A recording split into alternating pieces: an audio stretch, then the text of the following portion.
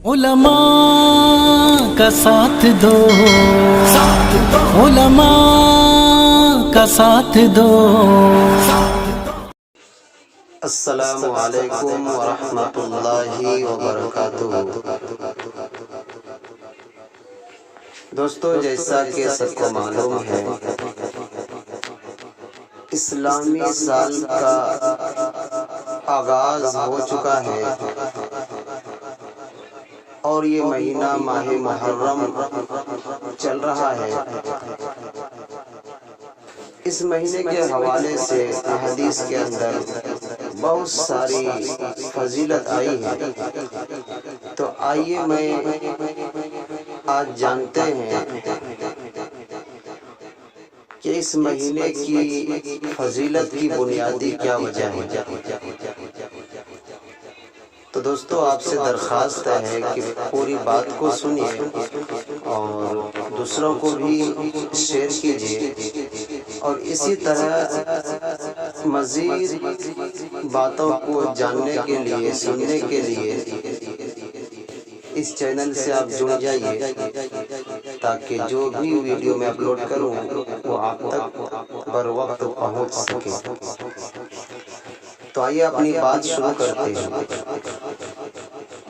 اس مہینے کی فضیلت کی پہلی وجہ یہ ہے کہ احادیث شریفہ میں اس ماہ کی فضیلت وارد ہوئی ہے،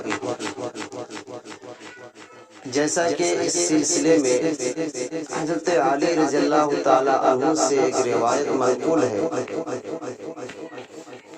وہ فرماتے ہیں، کسی شخص نے سوال کیا کہ ماہ رمضان المبارک کے بعد کون سے مہینے کے میں روزے رکھوں؟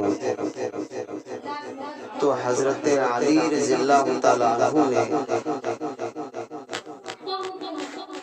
اسے جواب دینے کے بجائے یہ کہا کہ دیکھیے، یہی سوال ایک دفعہ ایک شخص نے ہمارے آقا جناب نبی کریم صلی اللہ علیہ وسلم سے بھی کیا تھا، اور میں آپ صلی اللہ علیہ وسلم کے پاس بیٹھا تھا۔ تو آپ صلی اللہ علیہ وسلم نے جواب دیا تھا کہ ماہ رمضان کے بعد اگر تم کو روزہ رکھنا ہے تو ماہ محرم میں رکھو، کیونکہ یہ مہینہ اللہ کی خاص رحمتوں کا مہینہ ہے۔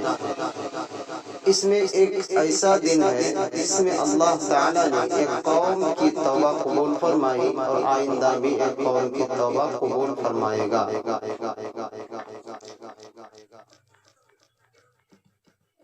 ایک اور روایت حضرت ابو ہریرہ رضی اللہ تعالیٰ عنہ سے ہے۔ وہ فرماتے ہیں کہ نبی کریم صلی اللہ علیہ وسلم نے ارشاد فرمایا، افضل الصیام بعد صیام شہر رمضان شہر اللہ المحرم، یعنی ماہ رمضان المبارک کے روزوں کے بعد سب سے افضل روزہ ماہ محرم الحرام کا ہے۔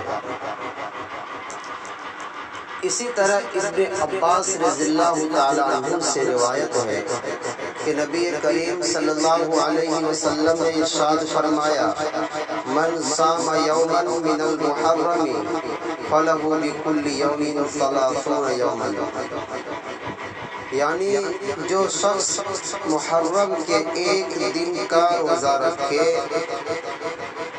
تو اس کو اللہ تبارک و تعالی ایک دن کے روزہ رکھنے کے بدلے میں 30 دن روزہ رکھنے کا ثواب دے گا۔ تو یہ چند احادیث تھی جو میں نے آپ حضرات کے سامنے رکھا، اور یہ پہلی وجہ تھی اس ماہ مبارک کی فضیلت کا۔ ان احادیث سے اس مہینے کی فضیلت کی دوسری وجہ بھی سامنے آ گئی، اور وہ یہ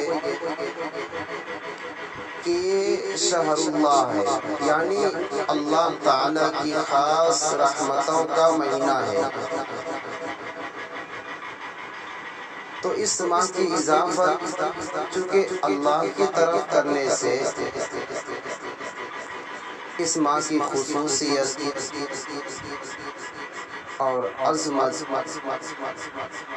ثابت ہوتی ہے، کیونکہ اس مہینے کی جو اضافت ہوگی اللہ کی طرف ہوگی، اس بنا پر اس مہینے کو الگ مقام اور عظمت حاصل ہے۔ دوسری وجہ، تیسری وجہ یہ ہے کہ یہ مہینہ ان 4 مہینوں میں سے ہے جسے حرمت والا کہا گیا ہے،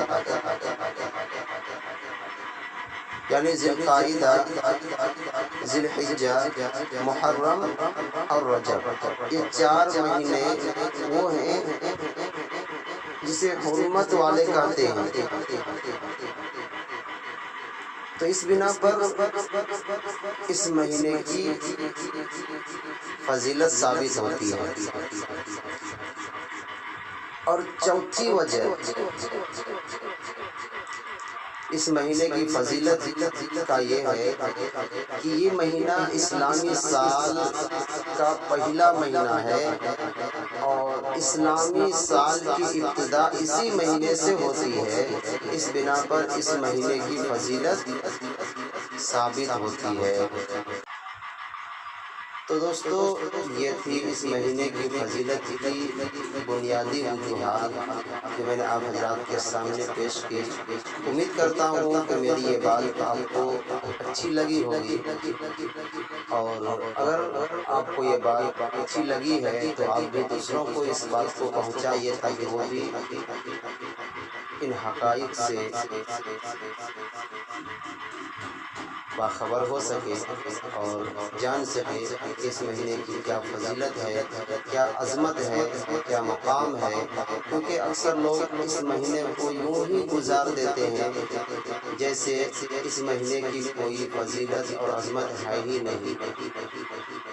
کچھ لوگ اس مہینے کی عظمت اور فضیلت کو لے کر اس قدر زیادتی کرتے ہیں، پتہ چلتا ہے کہ اس مہینے کے علاوہ دوسرے کسی اور مہینے کی اس قدر فضیلت اور عظمت ہے ہی نہیں۔ اس لیے ہمیں یہ چاہیے کہ شریعت کو سامنے رکھتے ہوئے ان باتوں کو سمجھے اور اس پر عمل کرے۔ اللہ سے دعا ہے کہ اللہ اس مہینے کی قدر و منزلت سمجھنے کی توفیق عطا فرمائے۔ السلام علیکم ورحمۃ اللہ وبرکاتہ۔